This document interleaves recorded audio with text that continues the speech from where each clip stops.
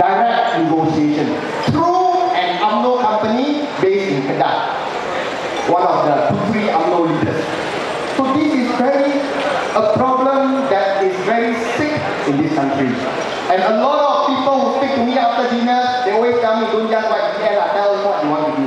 Now here, I want to tell all of you what I would want to do, what I would do if I was elected into Putrajaya and become part of the government.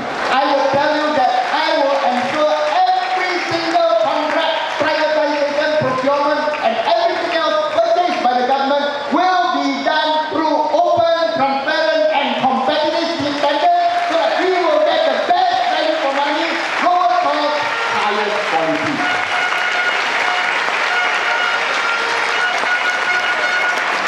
And if I don't do that, please kick me out in the next general election.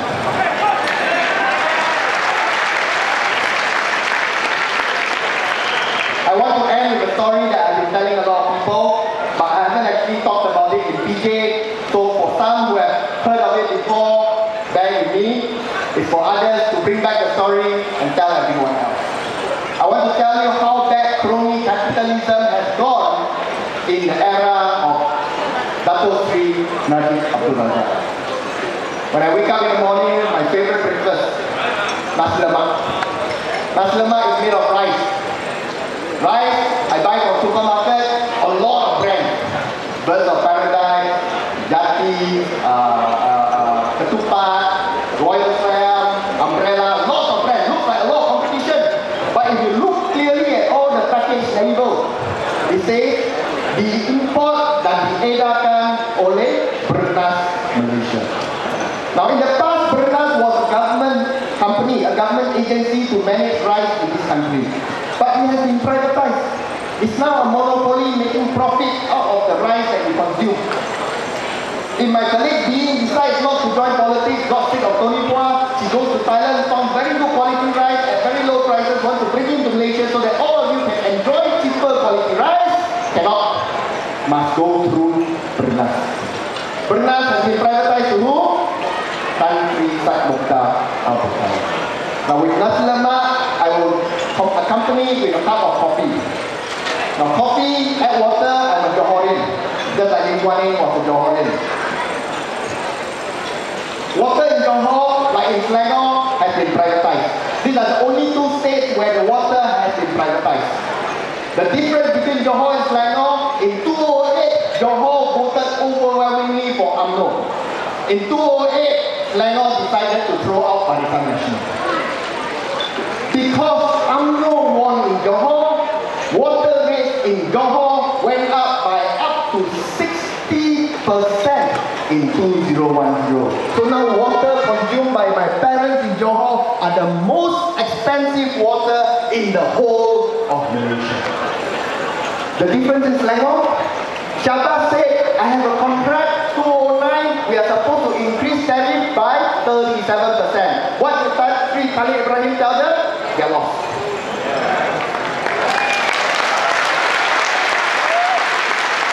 Then in 2012, they said in the contract 2012, I'm also supposed to further increase the water price by 25%. Tan Sri Khalid said, don't dream. So not only did the water price did not go up, the Selangor state government provided all of you, maybe all of you may not treat the amount as big, but for many rural population it's huge.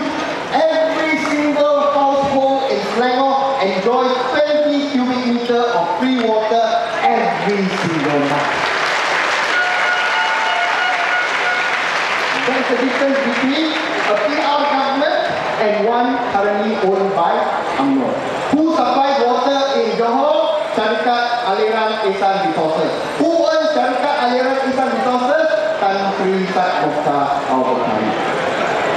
Coffee, add water. I cannot take 2 bitter coffee. I need to add a bit of sugar. Sugar in this country also monopolized. 2 companies this time. One company is Malaysian sugar manufacturers, 80% owned by Felda, 20% owned by Tan Sri Sat Mokhtar.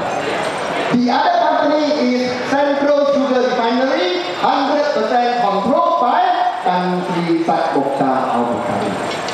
And ever since he took control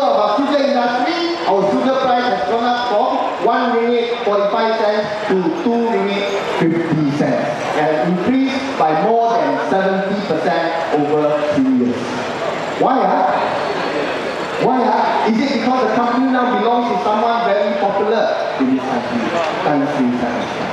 I've spoken so much, my nasi lemak is now cold. I want to heat it up. I go to my gas stove, turn on the gas, look at the gas tank says Gas Malaysia. Who owns Gas Malaysia? Tan Sri Sat Mokhtar. Go on to use the gas, I turn on the gas, I take the nasi lemak, put it into the microwave. Microwave switch on electricity. Electricity is supplied by who? Electricity is supplied by Tenaga Nasional Berhad. Now, the problem with Tenaga Nasional Berhad is in the past, in the 1980s and the early 1990s, they generated their own electricity. But in the middle of 1990s, Tenaga Nasional Berhad was forced to buy electricity from independent power producers at very high prices. I think our guest has left, but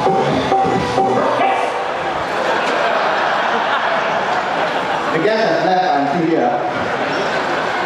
Our special guest tonight sitting there just now was the daughter of Tan Sri Anwar, who was the former chairman of Tenaga Nasional during the time when Tenaga Nasional was forced to buy electricity at high prices from independent power producers.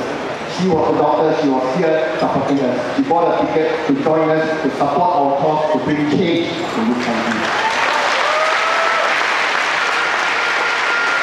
And because of that, our electricity prices kept going up.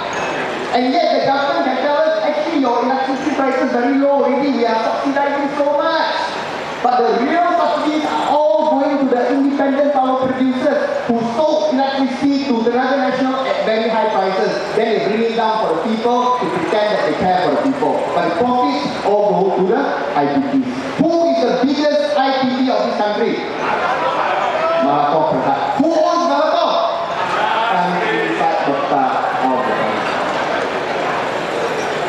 After I finish my breakfast, I want to throw away the wrapper. In 2008, after elections, I throw it into the dustbin. Who comes and collect the rubbish? Alam Flora. They collect the rubbish in Pahang, in Selangor, and in KL. Who owns Alam Flora? Tan Sri Sat Mokhtar. Rubbish also is there. So come 2011, Tan Sri Ibrahim, look at the profits of Alam Flora, tak boleh tahan. Let's negotiate. Your contract says you must do A, B, C, D, E, but you're only doing A, B, C. I want to take back D and E since you are not doing it anyway. Alam Flora refused, so they cancelled the contract. Tan Sri was left high and dry, no choice, but then he privatized the rubbish collection contract to Tony Pua. I wish. Join your political party. He didn't even privatize for the entire state. Why he doesn't privatize the entire state? Because for rubbish collection, there's no reason to give the entire state's rubbish collection to one company only. What he did was he gave it out to individual PDPs, individual council, for the each council to actually carry out their own open tenders. Yes, there were hiccups. There were hiccups because we are new at this. But we want to make sure we go through it to be transparent. We have got some city councillors here, Richard is here. He will tell you that MPPJ, because we carried out open tenders, we save 40 million every year. And for the whole state of Selangor, we save close to 100 million units. That is what we save from rubbish collection. So now that the rubbish has been collected, it's time to go to work. I'm a fresh graduate, no income in the city, in order to travel around the city, I have no choice but to buy a transport of my own because I cannot rely on the public transport. So the easiest piece of transport I can buy is a motorcycle. And the most common and cheapest motorcycle I can buy is Mohd. Who owns Mohd?